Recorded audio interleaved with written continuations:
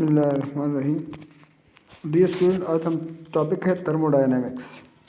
Thermodynamics is relation बताती है, relation between work energy और हीट के बारे में। जो रिलेशन है वर्क एनर्जी और हीट, इन तीन चीज़ों के बारे में relation, heat work and energy, तीन चीज़ें हैं। इनके आपस में रिलेशन के बारे में हम थर्मोडायनेमिक्स पढ़ते हैं, या ये डिक्टेट करता है एनर्जी बिहेवियर।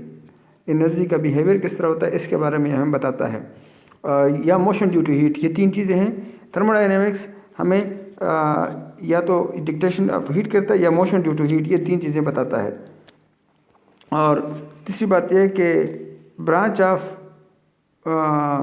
फिज़िक्स है which deals with the heat, temperature and their relation to energy and work. Heat और टेम्परेचर का एनर्जी और वर्क के साथ क्या रिलेशन है। The branch of physics which deal with the study of heat and heat motion, ये भी कर सकते हैं thermodynamics. Thermo mean heat, dynamics mean motion.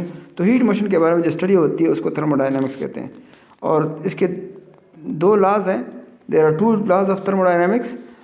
First law, बल्कि तीन लॉ हम इधर पढ़ेंगे। फर्स्ट लॉ, सेकंड लॉ और जीरोथ लॉ। फर्स्ट लॉ क्या कहता है? फर्स्ट लॉ को law of conservation of energy भी कहते हैं, जो स्टेट ये करता है the energy can not be create not destroy in an isolated system. किसी भी आइसोलेटेड सिस्टम में ना एनर्जी क्रिएट हो सकती है ना डिस्ट्रॉय हो सकती है। अब मसला है कि आइसोलेटेड सिस्टम कौन सा होता है? आइसोलेटेड सिस्टम वो होता है जिसमें एक्सटर्नल फोर्स अप्लाई ना हो, आइसोलेशन हो, जो बाहर से कोई फोर्स अप्लाई ना हो, तो वो आइसोलेटेड सिस्टम होता है। उसकी जो इक्वेशन बनती है वो ये बनती है कि डी ई जो है वो बराबर है D Q mean heat energy, change in energy is equal to change in heat energy और चेंज इन वर्क। अब दो किस्म की एनर्जी है, चेंज इन हीट भी एक किस्म की एनर्जी है और चेंज इन वर्क भी एक किस्म की एनर्जी है। लेकिन एनर्जी ऑफ ए सिस्टम जो होती है वो पॉजिटिव कब होती है? जब किसी में आप हीट एड अप करेंगे। किसी सिस्टम को, कोई सिस्टम है उसका अगर आप हीट दोगे तो उसमें एनर्जी में इजाफा होगा, मीन पॉजिटिव एनर्जी आएगी।